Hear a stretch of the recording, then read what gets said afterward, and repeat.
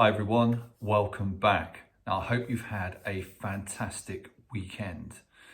Now this week, my theme is all about the importance of creativity and using our imagination. Now I don't know what that means to you, creativity and using our imagination, but I'm going to explore a few little things with you. So when you think about people being creative, you might well think about maybe, I don't know, people who use things like this, paints, maybe, pencils, pens, getting artistically creative. That is certainly one way. I'm sure lots of you have done things like this in your time. This is something my daughter drew when she was younger, and it's gone up in a frame because we love it so much. So artistically creative, that's one way. What else is there? Musically creative. I'm sure lots of you are playing instruments and learning to play instruments. Maybe you're musically creative. Maybe you're learning that. Maybe you've started to write a few songs. I don't know. What else could you have? Well, we talked about books last week, didn't we? And I showed you this book. What about people who write books or stories or poems or plays or recipes? Artistically creative again, writers. But then what about other things? People who invent things. You look all around you, there's lots of things that have been invented over time. One day, probably someone said, look, paper's an amazing invention, but you know what? I really struggle cutting it in straight lines. So someone invented these. Amazing. Someone else probably said, you know, ice cream's wonderful, but I'd really like to get it in a nice even sized ball when I serve it.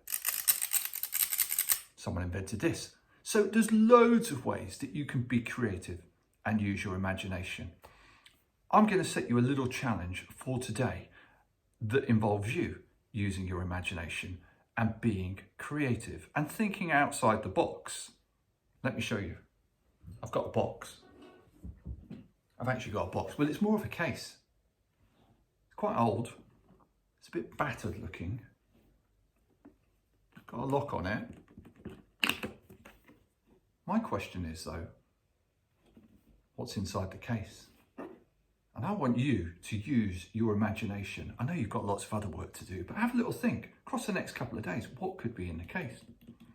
Anyone got any ideas now? A frog. Could be a frog. That's quite creative. Tell me a bit more about that. Ah, a frog that's not a frog. Sounds a bit strange. What do you mean?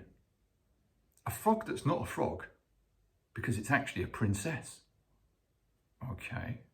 So it's a frog who's not a frog because it's actually a princess trapped inside the case. Okay, tell me some more.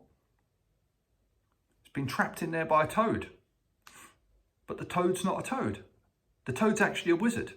Okay, so we've got a frog that's not a frog trapped inside the case by a toad who's not a toad, actually a wizard, who made...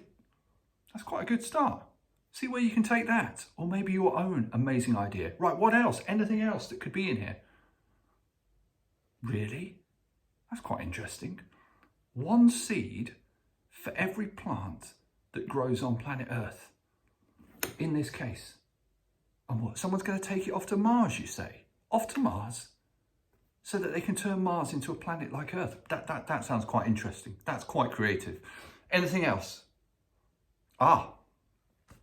The plans for next year's Wheat Fest. Yeah, well, it's going to need some good plans because it's going to be the best one ever, isn't it? Okay, there's some ideas.